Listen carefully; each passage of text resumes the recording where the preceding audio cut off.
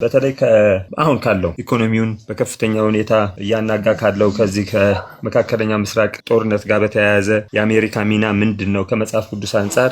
እና የእስራኤል ልጆች ግን ምን አሉ? የሆነ ጊዜ አመፁና እኛ በቃ ንጉስ እንፈልጋለን፣ በላያችን ላይ ንጉስ እንዲነግስ እንፈልጋለን አሉ። የእግዚአብሔር ሐሳብ ግን ምን ነበር?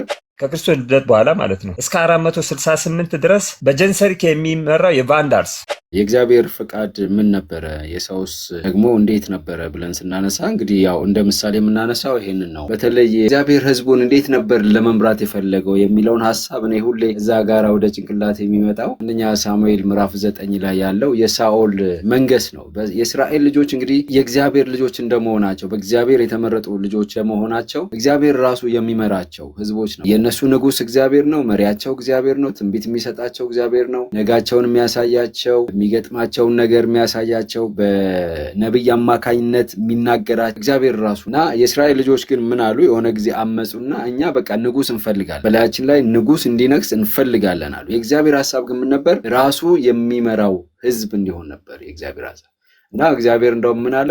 እንደ ሌሎቹ እንደ ጎረቤቶቻችሁ እንዳሉ ህዝቦች ንጉስ ፈልጋችኋልና ንጉስ አነግስላችኋለሁ ነው። እግዚአብሔር የፈለገው ነገር አልነበረም። ህዝቡ ግን የፈለጉት ያንን ነበርና የእግዚአብሔር ፍቃድ በትክክል ምን ነበር የሚለውን የሰው ልጅ አላስተዋለም ነበር ከመጀመሪያም እና በመጨረሻም ዓለማችን ያንኑ ታሪክ ነው የምትደግመው። ለምሳሌ ዘፍጥረት 11 ላይ እንግዲህ ቋንቋቸው እንደበላለቀባቸው ይላል። በመጨረሻ ላይ ደግሞ ይሄን መንፈሳዊቷን ባቢሎን ደግሞ በምድር ላይ ያሉትን ህዝቦች ወይም መንግስታትና መሪዎችን እንዳይግባቡ ያደርጋቸዋል። ቋንቋቸውን ሊትራል ሳይሆን ግን እንዳይግባቡ እንዳይስማሙ ያደርጋቸዋል። ከዚህ ጋር ተያይዞ የእግዚአብሔር ሐሳብ ሰውን ወይም ክርስቲያኑን የዓለምን ህዝብ ራሱ እንዲመራ ንጉሱም እርሱ፣ መሪውም እርሱ፣ ጌታም እርሱ፣ ሁሉንም ህዝቦቹ ያንን እንዲያደርጉ ነበር የእግዚአብሔር ፍቃድ። ነገር ግን ሰው እግዚአብሔር ከሚመራቸው ይልቅ ሰው እንዲመራቸው ነበር ራሳቸውን አሳልፈው ይሰጡ። ከዛ እንመለከታለን አይደል? እንደውም በጣም ብዙ ዋጋ ነበር የከፈሉት።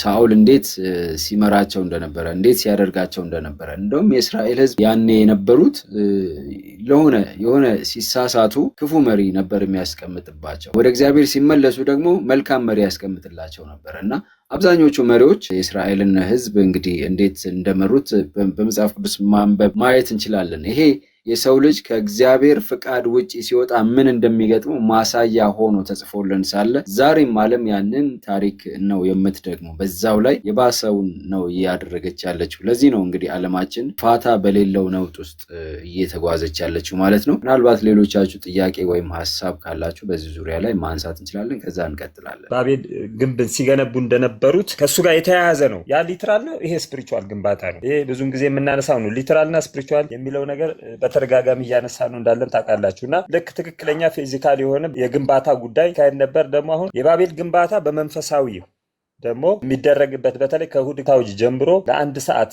በሚኖረው ጊዜ ውስጥ ይሄ ነገር ይሆናል። ሁለቱም ያመሳሰላቸውን አጠር አድርጌ ሀሳብ ሰጥና ወዳልከው ወደ ዛኛው ክፍል እንገባለን። ዘፍጥረት 11 2 እና 4 ላይ ከምስራቅ ተነስተው በሄዱ ጊዜ በሰናዖር ምድር አንድ ሜዳ አገኙ፣ በዚያም ተቀመጡ። እርስ በርሳቸው ጡብ እንስራ፣ በእሳትም እንተኩሰው ተባባሉ። ጡቡም እንደ ድንጋይ ሆነላቸው፣ የምድርም ዝፋት እንደ ጭቃ ሆነላቸው። እንዲሁም ኑ ለእኛ ከተማና ራሱ ወደ ሰማይ የሚደርስ ግንብ እንስራ፣ በምድር ላይ ሳንበተን ስማችንን እናስጠራ ይላል። ይሄ ሙሉ ለሙሉ ጥቅሱን በደንብ አድርገን ስንመለከተው አሁን የተከናወነ የተጀመረውና በተለይ ጫፍ ላይ ከውድግ በኋላ ጫፍ ላይ የሚደርሰው ከፍተኛ ደረጃ ላይ የሚደርሰው የአንድ ዓለም መሰረታ ወይም ግንባታ ጋር የተያያዙ ሐሳቦች ነው ያሉት ማለት ነውና ቅድም በተወሰነ አንስተው ነበር።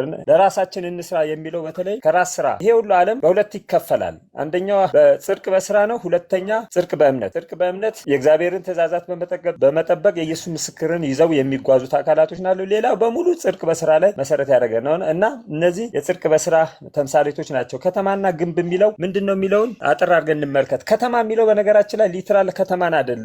ያኔም ቢሆን መንግስትን ነው። መንግስት ከተማ የሚለው ትርጉም መንግስት ነው። መንግስት ነው ሰይጣን ማቋቋም የፈለገው በእነ ናምሩድ አድርጎ መንግስት ነው። ይህንንም መጽሐፍ ቅዱስ በመጽሐፍ ስናጠናው ራዕይ ምዕራፍ 14 ቁጥር 8 ላይ ለምሳሌ ሌላም ሁለተኛ መልአክ አሕዛብን ሁሉ የዝሙቷን ቁጣ ወይን ጠጅ አጠጣች፣ ታላቂቱ ባቢሎን ወደቀች እያለ ተከተለው ይላል። ባቢሎን ብሎ ታላቂቱ ባቢሎን አለ እንጂ ዛት ግሬት ሲቲ ይላል እንግሊዘኛው ላይ። አማርኛው ሲተረጎም ዛት ግሬት ሲቲ የሚለውን ትቶታል። ያቺ ታላቂቱ ከተማ ባቢሎን ወደቀች ይላል። እቺ ታላቂቱ ከተማ የተባለች የተሳሳተው የአሕዛብን ዝሙት ወይም ወይን ቁንጣ ወይን ጠጅ ያጠጣች ስርዓትን ነው እዚህ ጋር የሚያሳየው ማለት ነው። ኪንግደም ከተማ ኪንግደም እንደሚወክልም ራእይ 11 ከ7 እስከ 8 ማየት ይቻላል። ስለ ሁለቱ ብሉይ ኪዳንና አዲስ ኪዳን መጽሐፍቶች ሲናገር ምስክራቸውን ከፈጸሙ በኋላ ከጥልቁ የሚወጣ አውሬ ይዋጋቸው፣ ያሸንፋቸው፣ ይገድላቸዋል፣ በድናቸውን በታላቂቱ ከተማ አደባባይ ይተኛል ይላል። አሁን ብዙ ጊዜ ይሄ ከተማ ብሎ አንዳንድ ሰዎች የሚያስቡት የሆነ ከተማ አንድ ከተማ በፈረንሳይ ውስጥ ያለ አንድ ከተማ ላይ እንደተኛ አድርገው ነው የሚያስቡት። ነገር ግን ከተማ ብሎ ያለው የፈረንሳይ አብዮት መንግስትን ነው። አደባባይ ከተማ አደባባይ ላይ ይተኛል፣ እርሷን በምሳሌዋ በመንፈሳዊ ምሳሌ ሶዶምና ግብጽ እያለ ይቀጥላል። ግሬክ ኮንትሮቨርሲ የሚለው መጽሐፍ ላይም ስንመለከት ሆሊ ሲቲ የሚላትን ኪንግደም ብሎ መንግስት የእግዚአብሔር መንግስት ነው አዲሱን ኢየሩሳሌም ሆሊ ሲቲ የሚላት እና ከተማ የሚለው መንግስትን ነው የሚወክለው። ያን ሁለተኛ ታወር ግንብ ሰማይ የሚደርስ ግንብ ይላል።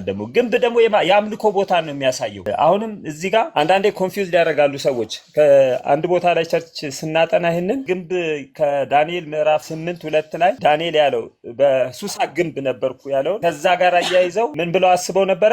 እንዴት ግንብ ማምለኪያ ቦታ ይሆናል? የመንግስት ቦታ አይደለም የሚለው አንስተው ነበር። ግን አሁንም የትርጉም ጉዳይ ነው። ዳንኤል ምዕራፍ 8:2 ፓላስ ነው የሚለው ግንብ ብሎ የተተረጎመው ፓላስ። ዳንኤል 5:5 ላይም እንደዚሁ ፓላስ ይላል። ፓላስ ነው የሚለው ፓላስ የመንግስት መቀመጫ ቦታ ነው እና ታወር ግን ኢሳይያስ 5:1-2 ላይ አለ ግንብ የሚለው ይሄኛው የአምልኮ ቦታ ነው። ኢሳይያስ 5:1-2 ላይ አሁን ስለ ወዳጅና ስለ ወይን ቦታ ወዳጅ እኔ ቀኛለሁ እያለ ምን አደረግኩ ይላል። በዙሪያ ቆፈርኩላት፣ ተንከባከብኳት፣ ብዙ ነገር አደረግኩላት፣ በመካከሉም ግንብ እንደሰራላት ይመለከት። ያ ግንብ ታወር ነው የሚለው የማምለኪያ ቦታ ማለት ነው እና ታወር የሚለው እንዲያውም ዲዛይር ኦፍ ኤጅ የሚለው መጽሐፍ ላይ ብናነብ ገጽ 596 ላይ ታወር የሚለውን ግንቡ የሚለውን ሲምቦላይዝ ቴምፕል ነው ይላል። በቀጥታ የአምልኮ ቦታ ብሎ ያስቀምጠዋል። ስለዚህ አሁን በባቤል ግንብ ግንባታ ጊዜ ሁለት ነገሮችን ነው ሲያደርጉ የነበሩት። አንደኛ መንግስት፣ ሁለተኛ አምልኮ። ይሄ ሁለቱን አንድ ላይ አድርጎ ሰይጣን እግዚአብሔርን የማይከተል ህዝብን መፍጠር፣ ከእግዚአብሔር የተለየ ህዝብን መፍጠር፣ ለእግዚአብሔር የማይታዘዝ ህዝብን መፍጠር ነው ዓላማው የነበረው። በዚህ ጊዜ እግዚአብሔር ጣልቃ ገብቶ ቋንቋቸው እንደበላለቀ ይላል። በተመሳሳይ አሁንም የሰይጣን ዓላማ ምንድነው? በመንፈሳዊ የባቤል ግንብን ግንባታ ነው። ቤተክርስቲያንንና መንግስትን በማዋሃድ አንድ ሲስተም መፍጠር፣ እግዚአብሔርን የማይታዘዝ ሲስተም ህዝብ መፍጠር። ከዛም በኋላ ይሄን ከተደረገ በኋላ እግዚአብሔር ደግሞ ጣልቃ ይገባል። መጨረሻ ላይ ቋንቋቸውን ይደባልቃል። ሊትራል ቋንቋቸውን ሳይሆን የሚደበላለቀው እርስ በርሳቸው የማይግባቡበት ደረጃ መጨረሻ ላይ በመቅሰፍቶቹ ታሪክ ባለፈው ስናጠና እንደነበረው ይሆናል እና ተመሳሳይ ነው። አሁን ይሄ በአንድ ሰዓት ውስጥ ከውድቅ እስከ ምህረት በር መዘጋት ያለው ጊዜ ይሄንን የግንባታ ጊዜ የሚያሳይ ነው የሚለውን ሀሳብ መስጠት ነው። እኔም ባለፈው ጥያቄዎችም አንዳንድ ሀሳቦችም እንዳቀረብከው ከዘመኑ ጋር በተያያዘ ልክ ዛሬ ካለንበት የዓለም ሁኔታ ጋር በተያያዘ እንዴት ነው የሚታየው? ምክንያቱም የተለያዩ ሰዎች የተለያዩ ትርጉሞች የተለያዩ ከእምነታቸው አንጻር ክርስቲያኑም ደግሞ በመጽሐፍ ቅዱስ ሀሳብ ጋር አያይዞ ትክክልም ይሁን ትክክልም አይሁን አያይዞ የሚያቀርቧቸው ነገሮች አሉ። ግን ትክክለኛ እስቲ ከመጽሐፍ ቅዱስ አንጻር እንዴት እናየዋለን? በተለይ አሁን ካለው ዓለም ሁኔታ ኢኮኖሚውን በከፍተኛ ሁኔታ እያናጋ ካለው ከዚህ ከመካከለኛ ምስራቅ ጦርነት ጋር በተያያዘ የአሜሪካ ሚና ምንድን ነው? ከመጽሐፍ ቅዱስ አንጻር እንዴት ይታያል? የሚሉ አንዳንድ ሀሳቦችን ብናይ ጥሩ ነው። ቀጥታ መጀመሪያ የሚወስደን ወደ ራእይ ምዕራፍ 8 ነው። ከራእይ ምዕራፍ 8 ሀሳብ ተነስተን ነው ዋናው ከዚህ ከሙስሊም እንቅስቃሴ ጋር በተያያዘ ምዕራፍ 9 ላይ የተጠቀሰ ቢሆንም ከምዕራፍ 8 ጋር ከመለከቶቹ ጋር ተያይዞ ያለው አንዳንድ ሀሳቦችን እንመለከታለን። ራእይ ምዕራፍ 8 ከተቀመጠው ሀሳብ መካከል እዚህ የገለጽኩ ስለሆነ ነው። ሰባተኛውንም ማህተም በፈታ ጊዜ እያለ ይጀምርና ሁሉንም እዛ ከማነብ ብዬ ነው። ቁጥር 6 ላይ ሰባቱንም መለከት የያዙ 7 መላእክት ሊነፉ ተዘጋጁ ይላል። እነኚህ ሰባት መለከቶችን እንመለከታለን። እዚህ ጋር አራቱ ምዕራፍ 8 ላይ ነው ያሉት። ሶስቱ ደግሞ ከምዕራፍ 9 በኋላ የተቀመጡ መለከቶች ናቸው። እነኚህ መለከት ብዙውን ጊዜ ያው ከጦርነት ጋር የተያያዘ ከግጭት ጋር የተያያዘ ሀሳቦችን ነው የሚያሳየውና እነኚህ መለከቶች እስቲ የፊተኛው መልአክ ነፋ ይላል ቁጥር 7 ላይ እያንዳንዱ ትንታኔውን አይደለም እዚህ ምክንያቱም ይሄ እነኛ አራቱ የመጀመሪያዎቹ መለከቶች የአረማዊ ሮም ከጳጳሳዊ ሮም ከመምጣቱ በፊት አረማዊ ሮም እንዲወድቅ ያደረጉ ጦርነቶች ናቸው። አራት ዋና ዋና ጦርነቶች ማለት ነው። እነኛ አራት ዋና ዋና ጦርነቶቹ በፊተኛው መልአክ መነፋት፣ በሁለተኛው መልአክ መንፋት ጋር ተያይዞ ሶስተኛውም እንደዚሁ አራተኛውም እንደዚሁ ያስቀምጣል። እነዚህ ከታሪካዊ ሁኔታ ስንመለከት ለምሳሌ የመጀመሪያው ትራምፔት ወይም ደግሞ መለከት 8፣ 6 እና 7 ላይ ያለው ማለት ነው። እሱ ስንመለከት አላሪክ የጎት ቡድን በአላሪክ የሚመራው በአረማዊ ሮም ላይ ያደረገው የመጀመሪያው ጦርነትን ነው የሚያሳየው። ጥቃት ማለት ነው። አረማዊ ሮም ለመውደቁ ምክንያቱ የሆኑትን ነው አሁን እዚህ ጋር የምንመለከተው። እዚህ አረማዊ ሮም እስከ መፈራረስ 10 ቦታ እስከ መከፋፈል ድረስ ያመጡት ጦርነቶችን ነው። በእነኚህ ባርባሪክ የሆኑ ወይም ደግሞ አረማውያን የሆኑ ኃይሎች ቀጥታ የአረማዊ ሮምን ላይ ጦርነት ማካሄዳቸው ነው። አላሪክ ጎት ናቸው። አላሪክ ነበር መሪያቸው።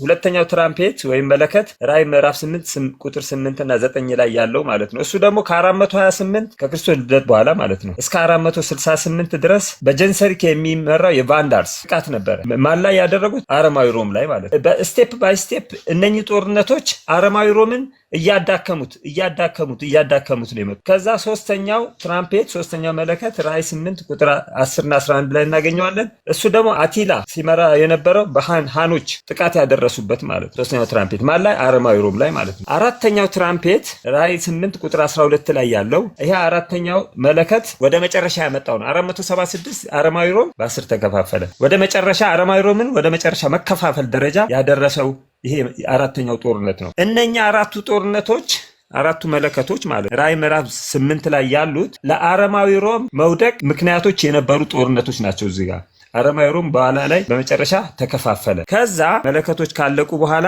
ቁጥር 13 ላይ 8:13 አየሁም አንድም ንስር በሰማይ መካከል እየበረረ በታላቅ ድምፅ ሊነፉ ያላቸውን የሶስት መልአክ መለከት ስለሚቀረው ድምፅ በምድር ላይ ለሚኖሩ ወዮላቸው ሲል ሰማሁ። 3 ጊዜ ወዮላቸው ይላል። ወዮ የሚለው ማለት ነው። አንዳንድ ትርጉሞች ላይ ወዮ ነው የሚለው። ወዮላቸው 3 ወዮችን እዚህ ጋር ያስቀምጣል። ከነኛ ከአራቱ ቀድመው ከነበሩ አረማዊ ሮም ላይ ከተፈጸሙ ጥቃቶች ለየት የሚያደርገው ይሄ ወዮ ወይም ወዮላቸው የሚል ቃል አላቸው። ለየት ያሉ ናቸው ማለት ነው። እና እነዚህ ምዕራፍ 9 ላይ እናገኛቸዋለን ማለት ነው። አምስተኛ መልአክ ማለት ነው። አምስተኛ መልአክ ላይ ስንመለከት ይሄ ወዮ የሚለው መጀመሪያ ሐሳቡን እንየውና ይሄ ወዮ የሚለው የሙስሊም እንቅስቃሴን ነው። እንመጣበታል ከ9 ጀምሮ አጠር አድርገን ማለት ነው። ከሙስሊም መነሳት ጋር ተያይዞ ማለት ነው። የሙስሊሞች ጋር የተያያዘ ታዲያ ምንድን ነው? ጦርነት ነበር ወይ? ጥቃት ነበር ወይ? ሙስሊሞች የሚያደርጉት ማን ላይ ነበር ጥቃት ሲያደርጉ የነበረውን የሚለውንም እዚሁ እያንዳንዱ ክፍል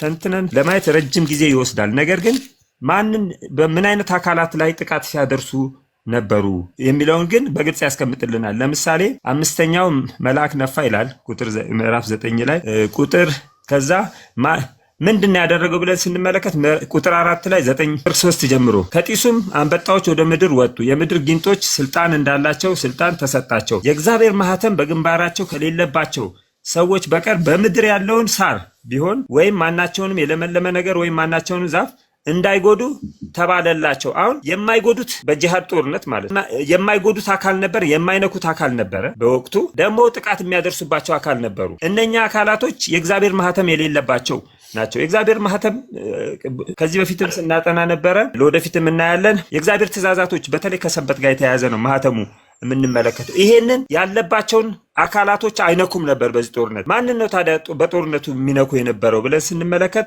ምዕራፍ 9 አሁንም እዚሁ ላይ ቁጥር 20 ላይ እና 21 ላይ እናገኛለን። በእነዚህ መቅሰፍቶች ያልተገደሉ የቀሩትም ሰዎች ለአጋንንትና ያዩ ወይም ይሰሙ ወይም ይሄዱ ዘንድ ለማይችሉ ከወርቅና ከብር ከናስም ከድንጋይም ከእንጨትም ለተሰሩ ለጣዖቶች እንዳይሰግዱ ስለ እጃቸው ስራ ንስሐ አልገቡም። ስለ መገደላቸውም ቢሆን ወይም ስለ አስማታቸው ወይም ስለ ዝሙታቸው ወይም ስለ ስርቆታቸው ንስሐ አልገቡም ይላል። ይሄን ባህሪ ያላቸው አካላቶችን ነው ሲያጠቁ የነበሩ። አሁን እነኚህ ሙስሊሞች በጂሃድ ጦርነት ላይ ወደኋላ ታሪኩንም ስንመለከት ልክ እንደዚህ ፈጣሪን በስዕል ያስቀምጣሉ። ፈጣሪን የተለያዩ ቅርጽ ያደረጉ ያስቀምጡታል ብለው ጦርነት ሲያደርጉባቸው ወይም ደግሞ ሲዋጓቸው የነበሩት እነማንን ነው? የጳጳሳዊ ሮም ወይም በካቶሊክ የሚመራው በዛ እምነት ስርዓት ውስጥ የነበሩትን ነው ማለት እና ይሄ ወዮ የተባለው አምስተኛው መለከት፣ ስድስተኛው መለከትና ሰባተኛው መለከት ቀጥታ የተሳሳተ ወይም የተበላሸ ሃይማኖት ከመንግስት ጋር ህብረት የፈጠረ ሃይማኖት፣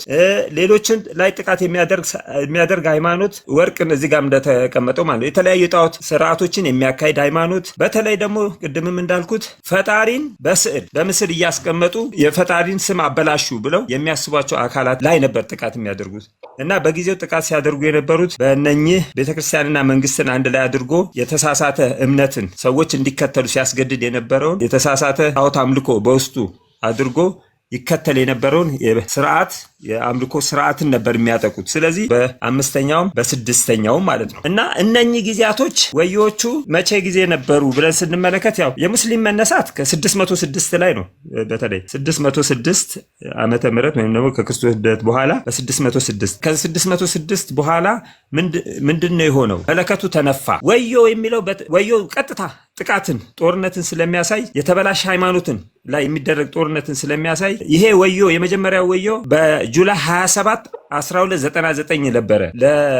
በዚህ በእንትኑ ላይ አምስተኛው ትራምፔት ላይ ምን ብሎ ያስቀምጠዋል? ቁጥር 5 ላይ 5 ወር ሊያሰቃዩቸው ተሰጣቸው እንጂ ሊገድሏቸው አይደለም። እነርሱም የሚያሰቃዩት ስቃይ ጊንጥ ሰውን ነድፎ እንደሚያሰቃይ ነው። በዚያ ወራት ሰዎች ሞትን ይፈልጋሉ አያገኙትም፣ ሊሞቱም ይመኛሉ፣ ሞት ከእነርሱ ይሸሻል ይላል።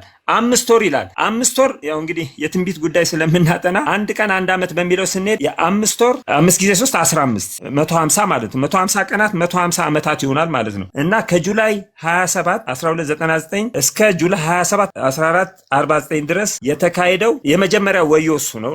በዚህ ጊዜ የተካሄደው ታሪክን እያዩ የሚጠና ጉዳይ ስለሆነ ማለት ነው። ከዛ ሁለተኛው ወዮ ቀጠለ ይለናል። ቁጥር 13 ላይ ስድስተኛው ማለት ነው። ሁለተኛው ማለት ስድስተኛው በወዮ ደረጃ ሁለተኛው ነው። በመለከት ደረጃ ስድስተኛው ማለት ነው። ስድስተኛው መልአክ ነፋ ይላል። ከዛም በኋላ በእግዚአብሔር ፊት ካለ በወርቅ ከተሰራ መሰዊያው ቀንዶች አንድ ድምፅ ሰማው። መለከትም ያለው ስድስተኛ መልአክ በታላቁ ወንዝ በኤፍራጥስ የታሰሩት አራቱም መላእክት ፍታቸው አለ። የሰዎችም ሲሶ እንዲገደሉ ለሰዓቱ፣ ለቀኑ፣ ለወሩም ለዓመቱም ተዘጋጅተው የነበሩ 4 መላእክት ተፈቱ ይላል። እዚህ ላይ ወሩ ቀናቱ የሚለው አማርኛ ተረጓጉሙ ላይ ያለ ነገር ነው። ወሩ ቀናቱ የሚለው እንግሊዘኛውን ስናይ ተፈቱ ይላል። ለአንድ ሰዓት፣ ለአንድ ቀን፣ ለአንድ ወር፣ ለአንድ ዓመት ምን እንዲያደርጉ እንዲገሉ አንድ ሶስተኛው ማለት ነው። ይህንን ስንመለከተው ስንሰራው አንድ ቀን በአንድ ዓመት ለሚለው 391 ዓመታት ከ15 ቀን ይመጣል። ስለዚህ የሁለተኛው ወዮ ከ1449 ጁላይ 27 ጀምሮ እስከ 1840 ኦገስት 11 ድረስ ይመጣል ማለት ነው።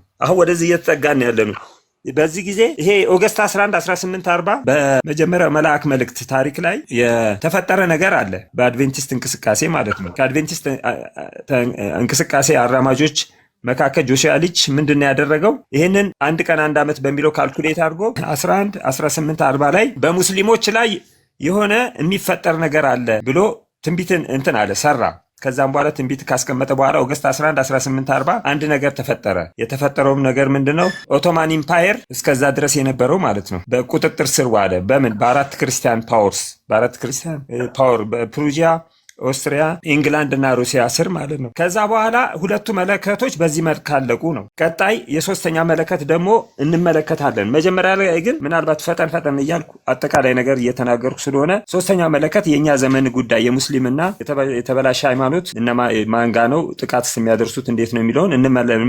ግን ምናልባት እስካሁን በተናገርኩት ላይ ሀሳቦች ወይም ደግሞ ጥያቄዎች ካሉ በሁለቱ ወዮ ላይ እንነጋገርና ወደ ሶስተኛው ወደኛ ዘመን እንድንመጣ ማለት ነው። አሁን የምናገረው ነገር ከአድቬንቲስት እንቅስቃሴም ጋር የተያያዙ ታሪክም የሚላቸው ነገሮች ስለሆኑ ቀስ እያልን ወደፊት እያየኑ የምንሄድ ነገር ይሆናል። በግላችን የምናጠና ይሆናል። ሶስተኛው ወዮ ጋር ስንመጣ ሶስተኛው ወዮ የተቀመጠው ምዕራፍ 11 ላይ ነው። ምዕራፍ 11 ቁጥር 14 ላይ ሁለተኛው ወዮ አልፏል፣ እነሆ ሶስተኛው ወዮ በቶሎ ይመጣል ይላል። ሰባተኛው መልአክ ነፋ፣ በሰማይ የዓለም መንግስት ለጌታችን እርሱም ለክርስቶስ ሆነች፣ ለዘላለም እስከ ዘላለም ይነግሳል የሚሉ ታላላቅ ድምጾች ሆኑ። በእግዚአብሔር ፊት በዙፋኖች የተቀመጡ 24ቱ ሽማግሌዎች በግንባራቸው ተደፍተው ለእግዚአብሔር እየሰገዱ እንዲህ አሉ እያለ ይቀጥላል። እና ይሄ ሶስተኛ ወዮ ይሄ ሐሳብ የዓለም መንግስት ለጌታችን የሚለው ክርስቶስ ኢየሱስ 1844 ቅድስተ ቅዱሳን ከገባው ጋር ተያይዞ የሚመጣ ከዛ በኋላ የሚመጣው ወዮ ነው። ይሄ ወዮ የሚመጣው ከዛ በኋላ ነው። ከዛ በኋላ ባለው ጊዜ ማለት አሁን ወደ ታሪክ የሙስሊሞች እንቅስቃሴ ጋር አይዘን ስንመጣ ቀጥታ ወደኛ ዘመን ያመጣናል ማለት ነው። ምክንያቱም ከዛ ከ1844 ጊዜ ጀምሮ ግልጽ የሆነ የሙስሊሞች የሆነ አካል ላይ ጥቃት የማድረስ ጉዳይ ስንመለከት በእኛ ዘመን ከኛ ጊዜ ጋር የተያያዙ ጉዳዮችን ነው የምንመለከተውና ቀጥታ ሌላው ይሄኛው እዚህ ጋር እናስቀምጠውና ወደ በለዓም ታሪክ እንሂድ። ዘሁልቅ ላይ ማለት ነው 22 በለዓም ምንድነው ያደረገው? በለዓም ማንን ይወክላል? እንደገና ደግሞ እየጋለበ ሲሄድ የነበረው ምንን ይወክላል? እነዚህ ሐሳቦች ጋር መሰረት አድርገን እንመለከታለን ማለት ነው። የበለዓም ጉዳይ ላይ አሁን ስንመጣ መጀመሪያው በዘኍልቍ 22:21 ላይ በለዓም ሲነጋ ተነሳ ይላል። አህያይቱንም ጭኖ ከሞዓብ አለቆች ጋር ሄደ ይላል። የበለዓም የመጀመሪያው ስቴፕ አህያዋን መጫን ነበረ። ለጉዞ መዘጋጀት ነበረ፣ የመጋለብ ወይም ደግሞ ሁለተኛው ከዛ ስንመለከት ዘኍልቍ 22 ላይ ቁጥር 23 ላይ ከመንገዱም ፈቀቅ ብላ ወደ እርሻ ውስጥ ገባች። አህይቱ ማለት ነው። አህያዋ እየጋለበ እየሄደባት እያለ መንገድ ለቃ ወደ እርሻ ውስጥ ገባች ይላል። ከዛ እንደገና ዘኍልቍ 22:25 ላይ ከመታት በኋላ ካለት በኋላ እንድትሄድ ካደረገ በኋላ ቁጥር 25 ላይ እንደገና ከቅጥሩ ጋር ተጠጋች ይላል። የበለዓምን እግር ከቅጥሩ ጋር አጣበቀች ይላል። አሁንም ሌላ ክስተት በበለዓምና በእሷ መካከል ሲፈጠር እንመለከታለን። ከዛ በኋላ ዘኍልቍ 22:27 ላይ ደግሞ አህያዋ ስትተኛ አልሄድም ብላ ማለት ነው ስትተኛ እንመለከታለን። ከዛም በኋላ በለዓም እጅግ መቆጣቱን እናያለን። እሷ ስትተኛ እሱም ዝቅ ነው ያለው፣ ወርታች ዝቅ አለ፣ ወረደ። ከዛም በኋላ ምን አደረጋ? መታት። ወዲያውኑ ንግግር ነው የተፈጠረው በሁለቱ መካከል ማለት ነው። ይሄን ምንድን ነው የሚያሳየው? ከሙስሊሞች እንቅስቃሴ ጋር የበለዓም ሐሰተኛ ነብይ ነው። ያው ታሪኩን ስለምናውቅ ሐሰተኛ ነብይ ደግሞ በራእይ መጽሐፍ መሰረት ፕሮቴስታንት አሜሪካ ናት። ስለዚህ ይህንን የመጋለብ ጉዳይ የምታካሂደው እሷ ናት የሚለውን ሐሳብ መያዝ አለብን። ይሄ መጀመሪያ ላይ ከመጋለብ ጋር ተያይዞ ማለት ነው አህያቱ ሲያስተካክል የነበረው ወደ አፍጋኒስታን እንመጣለን። ወደ አፍጋኒስታን ማለት ነው። በነገራችን ላይ ከ1989 ዘ ታይም ኦፍ ዘ ኤንድ የፍጻሜ ዘመን የሚለውን ከዚህ በፊትም አይተናል። ከዛ በፊት በነበሩት ጊዜያቶች 10 ዓመታቶች ውስጥ ዩናይትድ ስቴትስ ወደ አረብ አካባቢ ትኩረት የሰጠችበት ጊዜ ነበረ። ምንም እንኳን ግልጽ የሆነ ግጭት ከሙስሊሞች ጋር ባይኖርም፣ ነገር ግን ምን አድርጋ ነበረ?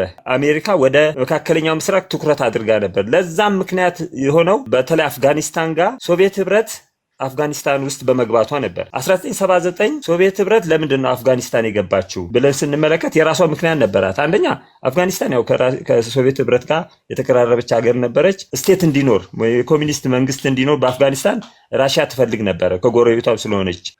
ሁለተኛ ደግሞ የእሷን ተጽዕኖ በዛ አካባቢ ላይ እንድታሰፋ ስለምትፈልግ ነበረ። ሶስተኛ በጊዜው የነበረ መንግስት ነበረ፣ ንጉስ የነበረው ማለት አፍጋኒስታን፣ እሱንም የማስወገድ ነገር ነበረ። ሶቪየት ህብረት ወደዛ ትኩረት በምትሰጥበት ጊዜ የተፈጠረ ነገር አለ። ምንድን የተፈጠረው? አሜሪካ ወደዛ ወደ አፍጋኒስታን ትኩረት እንድትሰጥ አደረገች። አሜሪካ መጀመሪያ ላይ ሰራዊት አላከችም። በዛን ጊዜ ሰራዊት አላከች። 1979 ራሽያ ወደ አፍጋኒስታን በምገባበት ጊዜ አሜሪካ ሰራዊት አላከችም። ምን ነበር የተጠቀመችው? ኮቨርት ኦፕሬሽን የሚባል አለ። ኮቨርት ኦፕሬሽን ማለት እንዳውም እነሱ ምንድነው የሚሉት? ኦፕሬሽን ሳይክሎን ይሉታል። በቀጥታ ወታደር የማይሳተፍበት ነገር ግን እነኚህ አሉ ተቃዋሚ ሙጃሃዲን የሚባሉ ማለት ነው። እነኚህ ሙጃሃዲኖችን በጦር መሳሪያና በገንዘብ መደገፍ፣ እነሱን ደግፈው ሶቪየት ህብረቶች ላይ ጥቃት ማድረስ ነበረ ዋና ዓላማቸው። በዚህ መልክ ነበር አሜሪካ ወደ ሙስሊሙ አካባቢ ወደ አፍጋኒስታን ትኩረት ሰጥታ ስትገባ የነበረው ማለት ነው። ይሄ ከ1979 የሆነ ነገር ነው ማለት ነው። ከ1979 ጊዜ ጀምሮ ይሄንን እያረገች እያለች አሜሪካ ራሽያም በጊዜው አልወጣችም ነበረ። ነገር ግን ምንድነው የሆነው ብለን ስንመለከት 1989 የኮሚኒስት መፈራር ወይም ደግሞ የበርሊን ግንብ ከመፈራረስ ጋር ተያይዞ ራሽያ ምን አደረገች? ለቀቀች። አፍጋኒስታንም ለቃ ወጣች። ከዛ አልቃይዳ ታሊባን በእነ ቢንላደን ማለት ነው። እዛ ቢንላደን ሳውዲ አረቢያዊ መሰለኝ እና ከዛ መጥቶ አፍጋኒስታን ውስጥ በከፍተኛ ሁኔታ ራሱን አደረጀ። ሀብታም ስለነበረም ብዙ ነገር በኋላ ታሊባኖች ወደ ስልጣን የመምጣት እድላቸው ሰፋ አለ። ይሄ ሁኔታ እያለ አልቃይዳ በተለይ ቢንላደን አሜሪካ ወደ መካከለኛው ምስራቅ ወደ አረብ ሀገሮች ወደ ሙስሊሙ ሀገሮች እንድትመጣ አይፈልጉም ነበር። ነገር ግን አሜሪካ ከዛ በኋላ ምን እያደረገች ነበር? ወደ ሳውዲ አረቢያ መግባት ጀምራ ነበረ። ይሄንን በመቃወም የአልቃይዳ ቀጥታ ምን ማድረግ ጀመሩ? ጸረ አሜሪካ እንቅስቃሴ ጀመሩ። አሁን የመጀመሪያው አሜሪካ መግባት ወደ መካከለኛው ምስራቅ በበለዓም ጉዞ ጭነት ማዘጋጀት ማለት ነው። ጭነት ሙስሊሞች ላይ ጭነት ነገሮችን ማመቻቸት ገና ጉዞ ለመጀመር ማለት ነው። ከዛ ጉዞውን ሲጀምር ሁለተኛው የተፈጠረው ነገር ምንድነው? አህያይቱ ምን አደረገችው? ከመንገድ ወጣች። ከዛ በኋላ በለዓም ተናዶ መጥቶ መለሳት። ይሄ ወደ ጎን ከመንገድ መውጣት መስከረም 11 2001 እንግዲህ የ2001 ላይ ምንድነው ሙስሊሞች ጥቃት ያደረጉት ስንመለከት ታርጌታቸው የዓለም የንግድ ማዕከል የሆኑት መንትየ ህንፃዎችን ነው። ይሄ በአሜሪካ ውስጥ የሚገኘውን ይሄን በኒውዮርክ የሚገኘው እነኚህ መንትየ ህንፃዎችን ኢኮኖሚ የአሜሪካን ኢኮኖሚ ከዛም አልፎ የዓለም ኢኮኖሚን ላይ ጉዳት ማድረስ ነው። 2001 መስከረም 11 ላይ የተፈጠረው የሚወክለው የአህያዋ መንገድ መልቀቅና የበለዓምን ጉዞ እንቅፋት የመሆን ጉዳይ ነገር ግን በለዓም ምን ማረጋት መታትና መለሳት ይላል። የአሜሪካ ህንፃዎች እንደተመቱ በጊዜው የነበረው መንግስት ያወጣው ነገር ማንኛውም መንግስት ከአሜሪካ ጋር መቆም አለበት ብሎ ነበር ማሳሰቢያ ለመንግስታት የሰጠው። ከዛ በኋላ መንግስታቶችን ከአሜሪካ ጎን ሆነው የሙስሊም እንቅስቃሴ ገታ እንዲል አደረጉ። አሁን ይሄ የመመለሱ ጉዳይ ይሄ ነው የመጀመሪያው ማለት ነው። ሙስሊም ጥቃት አደረሰ። ለምንድን ነው ታዲያ ፕሮቴስታንት አሜሪካ ላይ ጥቃቱ የተደረሰው ብለን ስንመለከት ወደኋላ አሁንም ናይ ከ1979 እስከ 1989 ድረስ ባሉበት ጊዜ ውስጥ በአሜሪካ ታሪክ ተደርጎ የማይታወቁ ነገሮች ተፈጸሙ። የተፈጸሙት ምንድን ናቸው? ከተፈጸሙት መካከል አሜሪካ ከጳጳሳዊ ስርዓት ከካቶሊክ ጋር ህብረት ፈጥራ አንደኛ የሶቪየት ህብረትን እንድትፈራርስ አደረገች። እንግዲህ ሰንዴሎ የይሁድ ህግ ሲታወጅ አሜሪካ ውስጥ በግልጽ ሮም የምትገባበት ቢሆንም ግንኙነቱ ግን የጀመረው በዋናነት በዚህ ጊዜ ነበረ፣ ቀደም ብሎ ማለት ነው። አሁን በዚህ ጊዜ ከቫቲካን ጋር ህብረት ፈጥረው ብዙ ነገሮች በቫቲካን ኤምባሲ እንዲጀመር ተደረገ። እነዚህ ነገሮች ሁሉ የአሜሪካ እጅ ከቫቲካን ጋር አንድ ላይ አብሮ የመስራት ጉዳይ ሲደረግ የአሜሪካ የፕሮቴስታንታዊ እምነት የካቶሊክ እምነት ጋር ግንኙነት ህብረትን እየፈጠረ በመታየቱ ይህ ሁኔታ የሙስሊም እንቅስቃሴ በግልጽ ለነሱ ግልጽ ላይሆንላቸው ይችላል። ነገር ግን አታክ ሲያደርጉ የኒውዮርክ ህንፃን አታክ ሲያደርጉ አሜሪካን አታክ ሲያደርጉ የተበላሸ እምነትን አታክ እያደረጉ ነው ማለት ነው። እና ዞሮ የተበላሸ እምነትን ነው ጥቃት የሚያደርሱ። ይሄ ካለፈ በኋላ ወደ መስመር ከገባች በኋላ አሁንም ደግሞ ቀጣይ ወደ ቅጥሩ ተጠጋች ይላል። የበለዓምን እግር ከቅጥሩ ጋር አጣበቀች፣ እርሱም ደግሞ መታት ይላል። ሁለተኛ አሁን ደግሞ ሌላ የአህያዋ ጥቃት እንመለከታለን ማለት ነው። ምንድነው ያጠቃችው? ወደ ጎን ከቅጥሩ ጋር ምንድነው እንደ ድልድይ ግራና ቀኝ ያለው በግራም በቀኝም ግንብ ያለበት ጠባብ መንገድ ላይ ነበር ሲሄዱ የነበሩት። ከአንደኛው ግንብ ጋር እንዳጋጨችው እንመለከታለን። ከዛም በኋላ መታት ከመስመሩ አሁንም ጉዞዋን ቀጠለች። በዚህ ሁሉ ስቴፕ ውስጥ መልአኩን እያየች ነው። እሷ ያው በለዓም አይመለከትም፣ ግን አህያዋ እያየች ነበረ። በዛ ምክንያት ነበር ይህንን ነገሮች ሪያክት ስታደርግ የነበረው። ይሄ ጥቃት አሁንም ከሴፕቴምበር 11 2001 ጥቃት በኋላ በአዲስ መልክ የታየው ጥቃት በሙስሊም እንቅስቃሴ ውስጥ ማል ላይ ምዕራቦች ላይ በተለይ በዩናይትድ ስቴትስ ብዙን ጊዜ ያው ዩናይትድ ስቴትስ መታ ጥቃት አደረሰች። ልክ ነው። በአሁኑ ሁኔታ ያው የምናየው ነገር አለ። ከእስራኤልም ጋር የተያያዙ የሚደረጉ ግልጽ የሆኑ ጦርነቶች አሉ። ግን ይሄ ጦርነት እስካሁንም አላለቀም። ኢራን ምን እያደረገች ነው ያለችው? የዓለም ኢኮኖሚን በተለይ የአሜሪካን በግልጽ ማናየው ሊሆን ይችላል። በተለይ የአሜሪካን ሌሎች ዓለማትን በሙሉ ልክ ከ2001 ጥቃት በኋላ የዓለም ኢኮኖሚ ላይ ምን እያደረገች ነው? ጥቃት እያደረገች። ጥቃቱ በቀጥታ የመሳሪያ ጥቃት አይደለም እንደምናየው። ጥቃቱ ግን የኢኮኖሚ ጥቃት ነው። ለምን ወዮ ሁልጊዜ ኢኮኖሚ እንዲዳከም ነው። በጥቃቱ ኢኮኖሚ እንዲዳከም ነው። ታሪኩንም ስንመለከት የማን ኢኮኖሚ? የተበላሸ እምነትን የሚከተሉ አካላትን ኢኮኖሚ ጉዳት የማድረስ እና አሁን ይሄ ሁኔታ በዚህ ስቴጅ ውስጥ ነው ያለኑ ነው እንግዲህ በትንቢቱ መሰረት። ነገር ግን ምንድነው ቀጣይ የሚሆነው? አሁንም በለዓም አህያዋን መታትና መንገዷ እንድትቀጥል አደረገ። አሁንም ይሄ ነገር ቢፈጠርም ምን ያህል እንግዲህ የሰላማዊ ሁኔታው ኢንቴንሲቲው ምን ያህል ነው የሚለውን ለመገመት ባንችልም ነገሮች ኢኮኖሚ ውድቀቱ ወይ ኢኮኖሚ ብልሽቱ ምን ያህል ነው የሚለውንም ለመናገር ባንችልም ነገር ግን በኋላ ላይ ነገሮች መስመር ይዘው የሚቀጥሉበት ሁኔታ ይገመታል ወይ ይጠበቃል ማለት ነው ከዚህ ከበለዓም ጉዞ አንጻር። ከዛ ሶስተኛው ላይ ምንድነው? አሁንም መልአኩን ስትመለከት ከበለዓምም በታች ተኛች ይላል። በለዓምም እጅግ ተቆጣ፣ አህያይቱን በበትር ደበደባት ይላል እና ዘኍልቍ 22:27 ላይ ይህንን እናገኛለን። ተኛች ይላል። በለዓምም እጅግ ተቆጣ፣ አህያይቱን በበትር ደበደባት። አሁን እሷም ተኛች፣ እንደገና በለዓምም ስትተኛ ዝቅ አለ እና ምን ይጠበቃል ነው በኋላ ላይ። አሁን ቀጥሎ ደግሞ ምን ይጠበቃል ብለን ስንመለከት የኢኮኖሚ ቀውስ አሜሪካንም ዝቅ የሚያደርጋት ሁኔታ ይጠበቃል ማለት ነው። በዚህ ባለመግባባቱ አንድ ጥቃት በሙስሊም እንደሚደረግ እዚህ ላይ ይጠበቃል። ከዛ እግዚአብሔርም የአህያይቱን አፍ ከፈተ፣ በለዓምንም 3 ጊዜ መታኝ ምን አድርጌብህ ነው አለችው። በለዓምም አህያይቱን ስላላገጥሽብኝ ነው፣ በእጄስ ሰይፍ ቢኖር አሁን በገደልኩሽ ነበር አላት።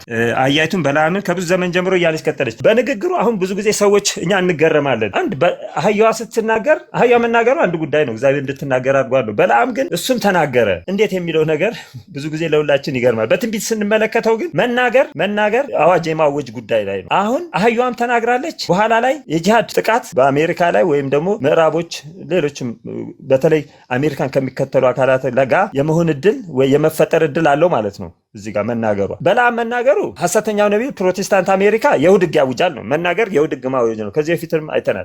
በራእይ መጽሐፍም አድርገን ትንቢት መንፈስም ጽሑፍ ላይ አድርገን ማለት ነው። እና ከዛ ቀጥሎ የሚኖር ሌላ ሙስሊምና የምዕራቦ ወይም ደግሞ በተለይ ከአሜሪካ ጋር የተያያዘ ቀውስ ይኖራል። ያ ደግሞ ምንን ያመጣል? ሰንደይ ሎው በግልጽ እንዲመጣ እንዲታወጅ እንዲኖር ያደርጋል። እና ይሄ የአህያዋ መናገር በቀጥታ የጂሃድ ወደኋላ ስንመለከት ፈርስት የመጀመሪያው ወየውም ጂሃድ ጦርነት ነበረው። ጂሃድ የተባለ በጂሃድ መልክ ነበረ። ሁለተኛውም ወየው በጂሃድ መልክ ነበረ። ይሄኛውም ሶስተኛው ወየው ጂሃድ እንደሚኖረው እዚህ ጋር ያሳያል የሚል ነው። ሜቢ እንግዲህ ይሄ ሰፋ ያለ ትምህርት ነው፣ ግን ጠቅላላ አድርገን ስንመለከት ይሄ ጦርነት በፕሮፌሲ በትንቢት በዚህ መልክ ነው የምንመለከተው። ለምንድን ነው ዋና ኮንትሮቨርሲ በግልጽ በተቀመጠው መሰረት በእግዚአብሔር ትእዛዛት በሚጠብቁና ኢየሱስ ምስክር ባላቸው ከማን ጋር ከባቢሎን ጋር ወይም ደግሞ ይሄ ከአንድ ዓለም መመስረት ጋር የተያያዘ ነው።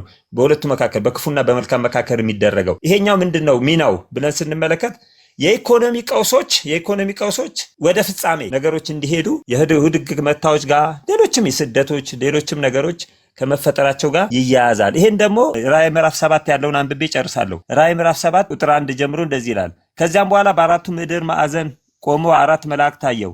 እነርሱም ነፋስ በምድር ነፋስ ጦርነት ነው በምድርም ቢሆን ወይም በባህር ወይም በምንም ዛፍ እንዳይነፍስ 4ቱን የምድር ነፋሳት ያዙ ይላል። አሁን የመጣናቸው 4 ስቴፖች እየተያዙ ነው።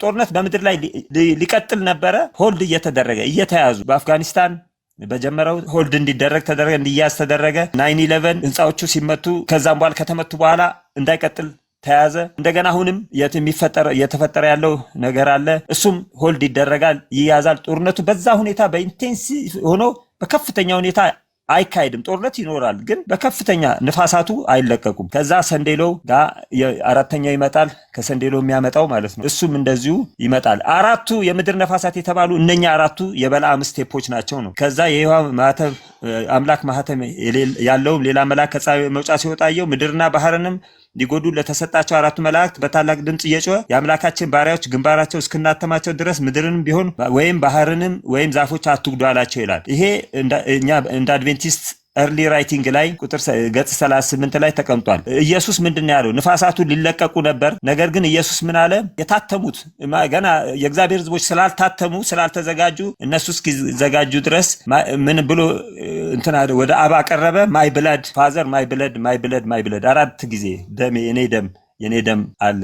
እንትን ንፋሳቱ አይለቀቁ። ንፋሳቱ ከተለቀቁ ነገሮች ሁሉ ወደ ድምዳሜ ስለሚመጡ ማለት ነው። ከዛ ሲቀጥል ሆልድ 4 ያዙ ተባሉ ማለት። በመጽሐፍ ቅዱስም ይሄንን በግልጽ እንመለከታለን። እነኛ 4ቱ ስቴፖች ውስጥ ነው ያለነው የሚል ሐሳብ ነው ያለው። ሌላውን በውይይት መቀጠል ይቻላል። ይቅርታ መጽሐፍ ቅዱሳዊ ክስተቶቹ የተያያዙ ስለሆኑ ነው ዝም ብዬ ቀጠልኩት።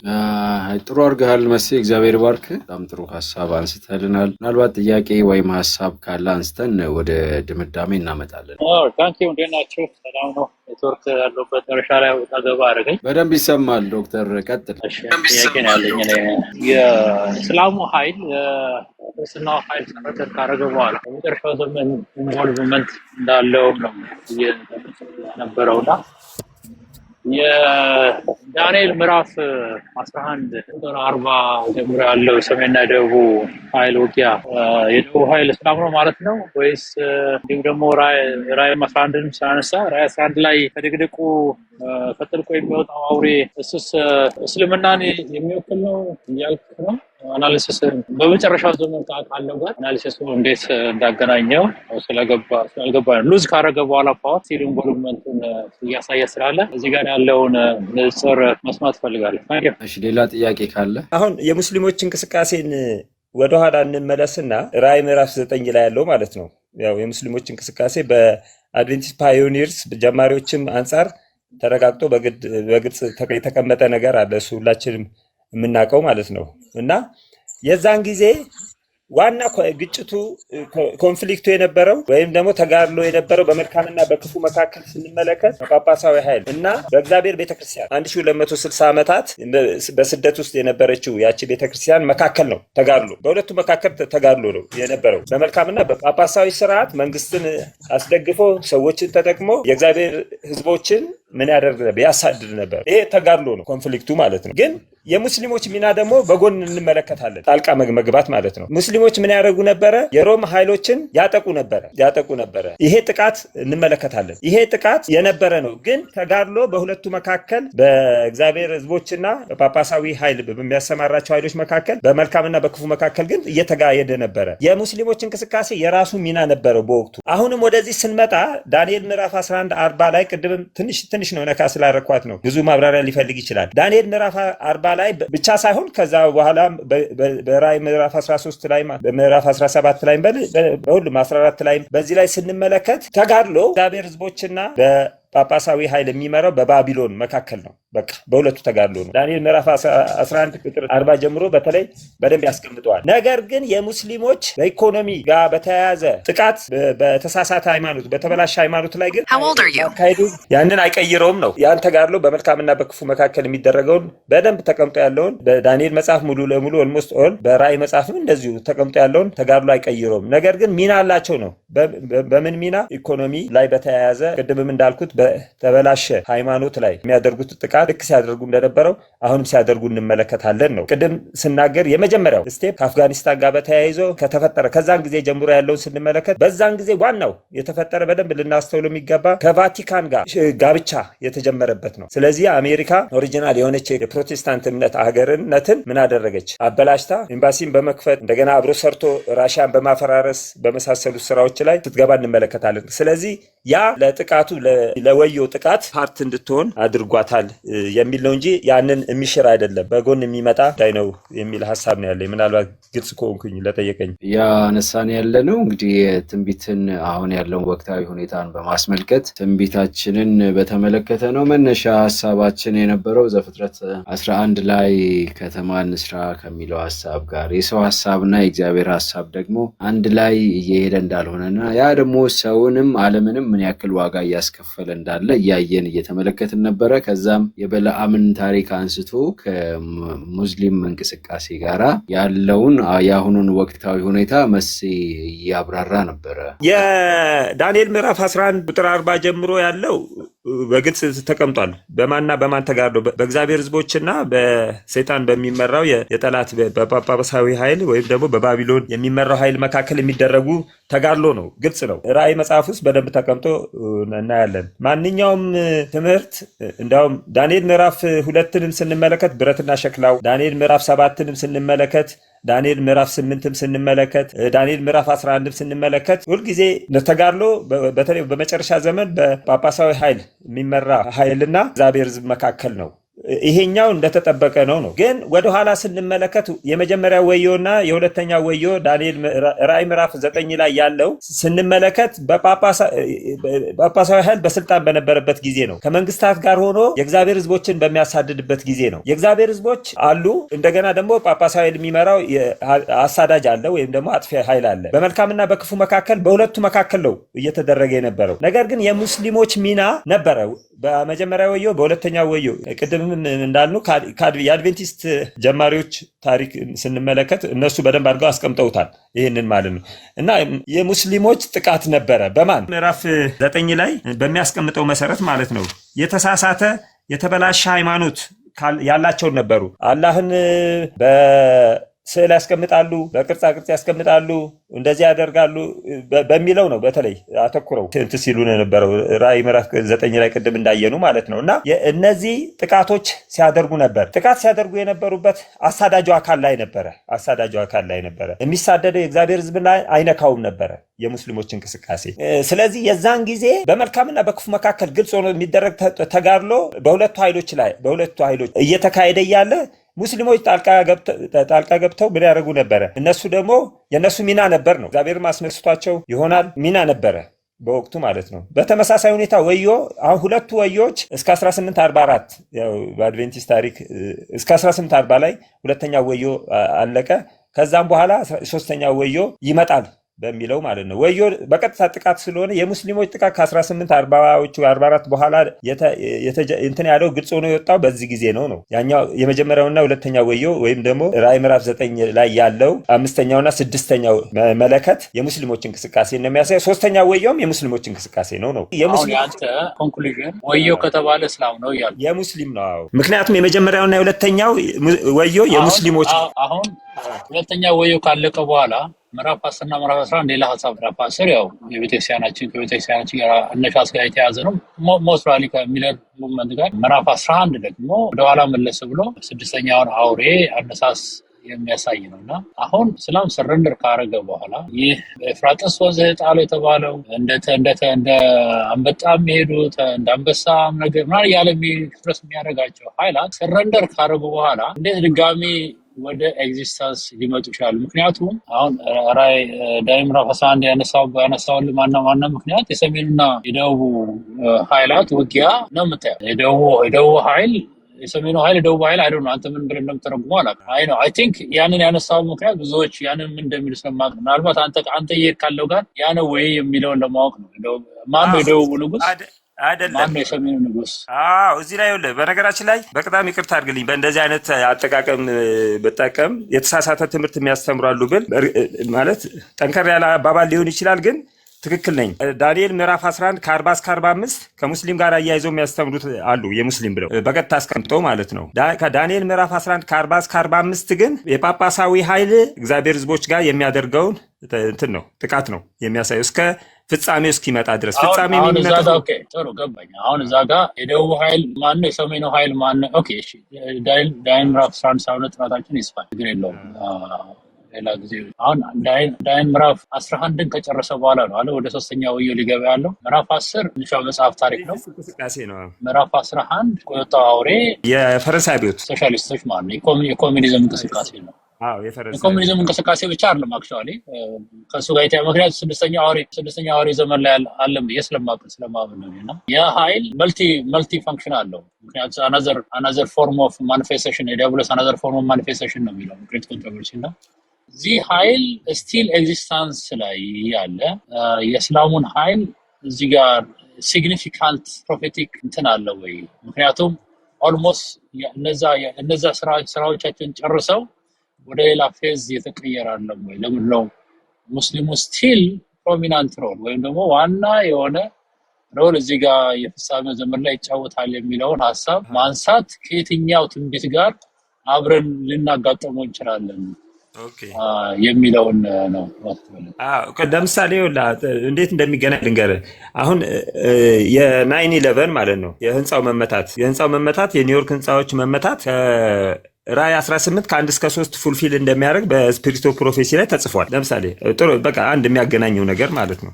አሁን እነኚህ ህንፃዎች ሲመቱ ከራዕይ 18 ከ1 እስከ 3 ፉልፊል ያደርጋል የሚል ጽሁፍ ተጽፎ እናገኛለን በትንቢት መንፈስ ላይ እና ያ ደግሞ ኋለኛው ዝናብ የካፊያ ማለት ነው። አሁን ይሄ የህንፃው መመታት ከዚህ ጋር አሁን ቅድም ካየኑ ጋር ተያይዞ ከበለዓም ጋር ተያይዞ ምናልባት ሌት ገብተህ ሊሆን ይችላል አላወኩም። ከዛ ጋር የተያያዘ ነገር ነው እና የነሱ ዋና ፕሮሚናንት የሆነ ሚና ስላላቸው አይደለም፣ ግን ከኢኮኖሚው ጋር ተያይዞ ወይም ደግሞ ከተሳሳተ ሃይማኖት ጋር ተያይዞ የሚያደርጉት ነገር ሚና አለ። ልክ አሁን ታሪክን ነው አይደለ? የሆነ ታሪክ ለኛ ለዛሬ ትምህርት ይሆነናል። ልክ በጨለማው ዘመን ያደረጉት ነገርን አሁን በዚህ ደግሞ ሲያደርጉት እናያለን ማለት ነው። ከዚህ ኮንቴክስት ነው በጨለማው ዘመን በነበረው ጊዜ ውስጥ ምንም እንትን በመልካምና በክፉ መካከል የሚደረገው የሁለት ኃይሎች ጦርነት እያለ ተጋድሎ እያለ እነሱ ግን በመሃል ገብተው ደግሞ ያ አሳዳጁን ወይም ደግሞ አጥፊውን አካል ላይ ጉዳት ሲያደርሱ እንመለከታለን እና ይህም የእግዚአብሔር እቅድ ጋር የተያያዙ ነገሮች የሚኖርበት ሁኔታ ይኖራል የሚል ነው ከራዕይ ጋር ስንመለከትና ሚናቸው ነገሮችን ፋሲሊቴት ከማድረግ ወይ ደግሞ ነገሮችን ከማመቻቸት ከአንዳንድ ነገሮች አንጻር እንጂ በቀጥታ የተጋድሎ እንትን ከሰንደሎ በኋላ ሚና ይኖራል። ያው የዓለም ሕዝብ በሙሉ እያደነቀ ይከተለዋል ስለሚል ሚና ይኖራቸዋል። ግን ከዛ በፊት ባለው ጊዜያቶች ውስጥ ግን ኢኮኖሚና ከትንቢት አንጻር አንዳንድ ሚና ይኖራቸዋል። ነገር ግን አሁንም በደንብ ልናተኩር የሚገባው በተጋድሎ መጨረሻ ላይ በጳጳሳዊ ኃይል የሚመራው ኃይልና በእግዚአብሔር ሕዝቦች መካከል በዋናነት የሚካሄድ ተጋድሎ መሆኑን ሁላችንም ይህንን ዳንኤል 2 ዳንኤል 8 ዳንኤል 7 ዳንኤል 12ን ጨምሮ ራእይ በመጽሐፍ ኦልሞስት ከ12 ጀምሮ ያለው በሙሉ የሚያሳየው ያንን ነውና ያንን ትንቢት የሚነካ ጉዳይ አይደለም የሚል ሐሳብ ነው ያለኝና ቀጣይ ጥናቶችም መቀጠል ይቻላል ወደፊት። ተባረኩ። ሰላም እደሩ።